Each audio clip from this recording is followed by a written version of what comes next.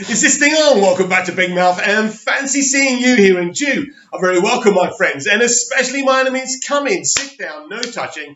I don't do the touching. I've just finished recording today's DCEU Daily. I promised that we could watch the Screen Junkies honest trailers of the Snyder Cut. It's an April Fool's thing.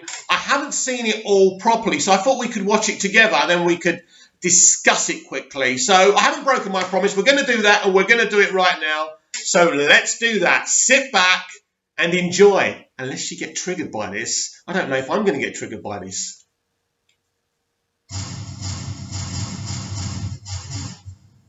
This episode is sponsored by Google Play with the help of the Battle Cats.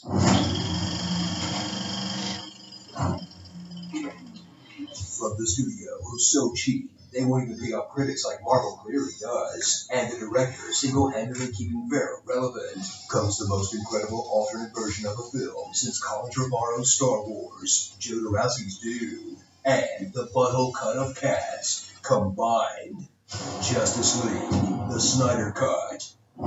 Audiences were ready for JL to be the big payoff to Zack Snyder's DC trilogy, but when it, wasn't great, fans knew the version they saw was the watered-down result of a vast conspiracy, and demanded Warner Brothers release the Snyder Cut with a barrage of petitions, airplanes, Times Square billboards, and a hashtag so powerful not even the dead were safe. That's rude.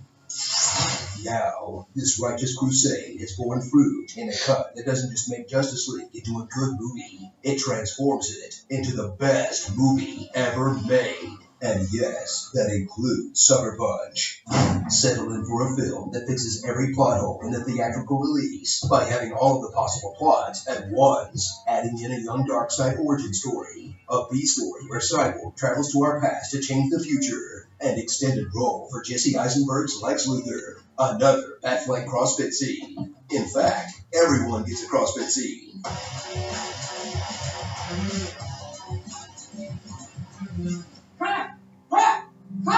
Also featuring the restoration of Wonder Woman's original mustache, Black Suit Superman, Black Steel Superman, a heartfelt apology from the cast of Ghostbusters 2016, and Alfred reading his favorite parts of Atlas Shrugged to the team over their communicators. Is it ever proper to help out another man? No, if he demands it as his right or the duty that you owe him. Yes, if it's your own free choice, based on your judgment of the value of that person in his struggle.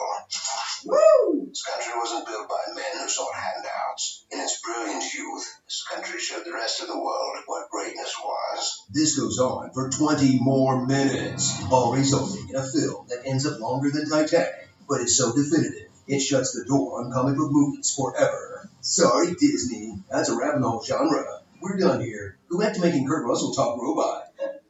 Applejack, Pompeii Palace. Thrill as Josh Whedon's trademark Quipsy dialogue is sent to hell where it belongs, as the cast returns to make sure all their lines match the original tone. Riding over yet. I'm sad. And instead, that cutesy foot race ending straight out of an Avengers movie. It ends with the Joker killing Lois Lane and blowing up all of Metropolis. So Superman goes nuts and then burns a hole through Shazam's head. And oh wait, am I getting the DCEU mixed up with the Injustice game again? Doesn't matter. Still sick. So surrender your body, mind, and soul to a film that's taken on mythic proportions that exceeds your wildest imagination and showed an entire generation that you could gang tweet your dreams into existence. Or this has all been a ploy to boost sign-ups for HBO Max. Aw crap, we've been duped again, haven't we? Can anyone remove a Snyder Cut tattoo from the lower back? Asking for a friend.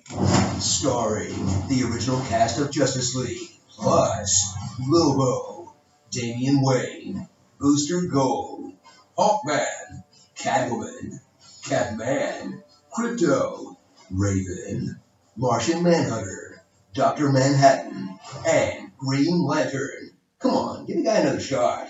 Hashtag the movie.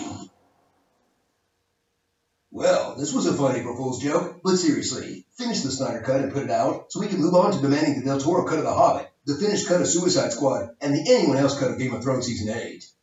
This episode is sponsored by Google Play. Hit the back. Right, so we just saw that. Listen, I'm a big fan of these honest trailers. They're really funny. I like them. I don't particularly like Screen Junkies. I think they are part of the problem. I think they're people who work for them, do a good job. They're very talented people. They clearly love a certain type of film. But honestly, I think that they're just more bloggers and pundits that they're part of the problem. They're part of the equation. So what this video does very cleverly, it disguises itself. Oh, we're just a fun April Fool's joke. We don't want you to think that we're really putting you fans down. This trailer pretty much is very, very underhandedly. It is funny in places, right? It is got some, especially with the Joker killing Lois Lane. That's hilarious, by the way. But basically, the point is, this is just a group of people who have no respect, not just for the Snyder fans or the dceu fans or DC fans in general. They just think we're all a joke, right? And they think that, and this is the problem now with these bloggers and these people with these sites and these channels, they think they're up there and they think we're down here. So they're looking down at us. Look at those fans demanding things. Fan entitlement is such a bad thing. Not only are we the customer of the studios and what we want shouldn't always be given, but should be thought about at least. I think the problem is Screen Junkies. All these people, all these sites, we are also your customers. Without us, look at what happened to Collider, right? Because they were shitting on the fans all the time. Look what's happened to Collider. So you may think you're funny. And don't get me wrong, this is a well put together trailer. I love the guy who does the voiceover. He's cool, right? Let's get that clear. I don't want to say, oh, I hate Screen Junkies, or I hate the Honest Trailers. I don't. I love all of them. I think they're great. It's a really great idea. And at the moment, with no content, this is a fun thing to watch. But blatantly, this is a putting down of what we want, what we've been trying to do, and mainly it's a put down of the consumer.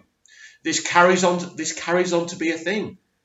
But instead of moaning or complaining about it, I'm not going to do that. It was okay. It was well done. But ultimately, I do hope that we just get to see this movie. And as he said himself jokingly, so we can move on. And he joked again and putting us down again that we're going to try and get other things. They don't agree with fan entitlement. They don't agree the person who pays for something has a right to have what they want. So if I buy a pack of fruit pastels without sugar on them, I shouldn't have a right to complain, even though that's what I paid for. Do you understand? Do you understand the analogy? Anyway, I want to know what you think about this. Comment down below, like, share and subscribe, and I'll be back tomorrow with more DCEU Daily. See you again soon. I won't be back again today, I promise, unless something breaks. But it's April Fool's, so I'm not reporting on any more April Fool's stuff. Thanks, Screen Junkies.